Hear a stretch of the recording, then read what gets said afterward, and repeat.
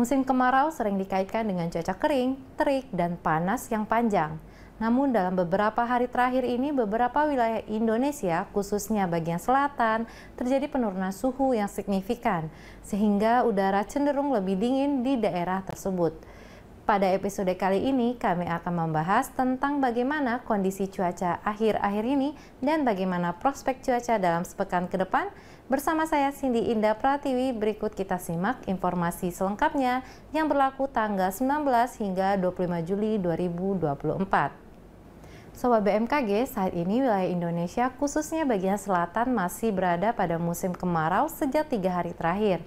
Cuaca cerah yang mendominasi hampir di seluruh Pulau Jawa, Bali, Nusa Tenggara, Sumatera bagian selatan, Kalimantan bagian selatan, dan Sulawesi bagian selatan. Ada beberapa penyebab suhu dingin yang terjadi di wilayah Indonesia bagian selatan, yaitu 1. Angin monsun timur. Pada bulan Juli dan Agustus, angin monsun timur aktif di Indonesia, yakni angin dominan yang berasal dari arah timur yang membawa massa udara kering dan dingin dari daratan Australia ke Indonesia, sehingga tidak mendukung pertumbuhan awan. Hal ini menyebabkan langit menjadi cerah sepanjang hari dan menyebabkan Indonesia sedang mengalami suhu dingin. 2. Karakteristik udara musim kemarau, di mana pada saat musim kemarau kandungan uap air di atmosfer sangat rendah. Uap air ini salah satu fungsinya adalah menyerap panas. Dengan kurangnya uap air, karena musim kemarau, dampaknya adalah panas dari permukaan bumi yang dilepaskan pada saat malam hari langsung terlepas ke lapisan yang lebih tinggi. Musim kemarau biasanya diiringi dengan rendahnya kelembaban udara. Udara yang kering cenderung mendingin lebih cepat pada malam hari yang menyebabkan suhu udara akan terasa lebih dingin pada pagi hari.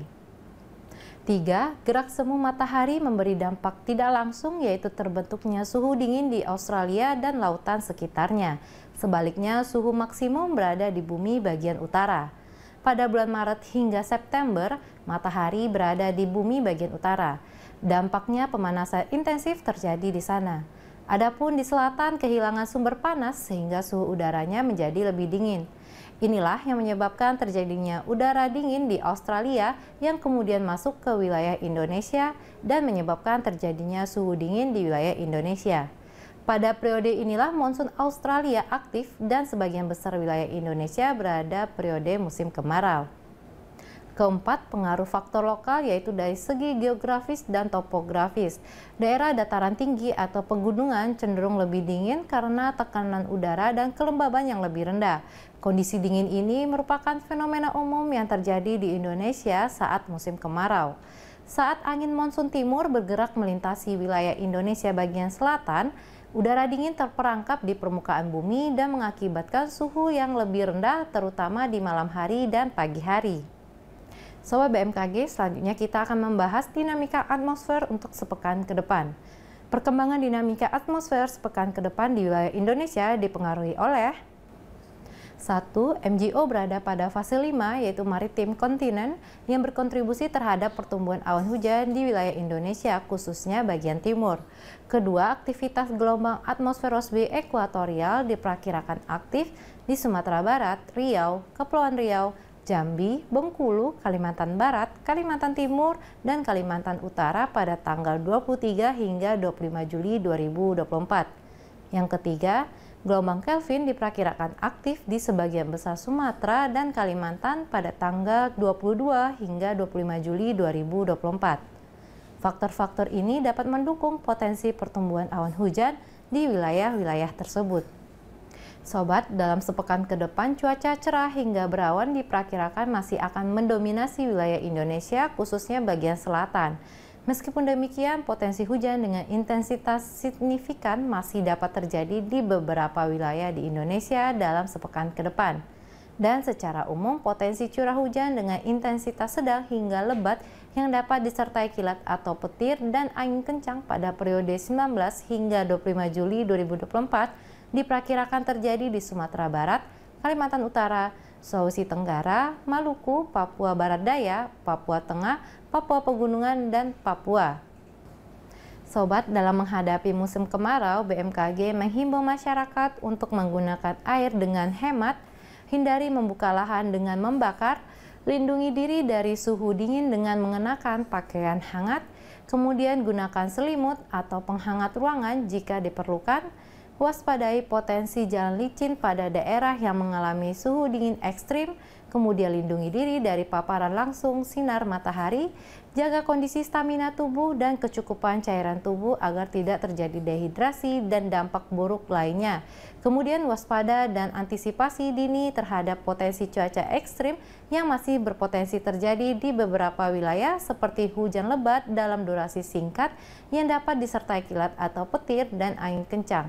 Kemudian khusus untuk daerah topografi curam atau rawan longsor dan banjir agar tetap waspada terhadap dampak yang ditimbulkan akibat cuaca ekstrim seperti banjir, banjir bandang, tanah longsor, jalan licin, pohon tumbang, dan berkurangnya jarak pandang. Selanjutnya tetap mengupdate informasi dari pemerintah daerah setempat terkait protokol evakuasi apabila terjadi bencana. Selanjutnya kami informasikan prospek cuaca seminggu ke depan untuk wilayah Indonesia.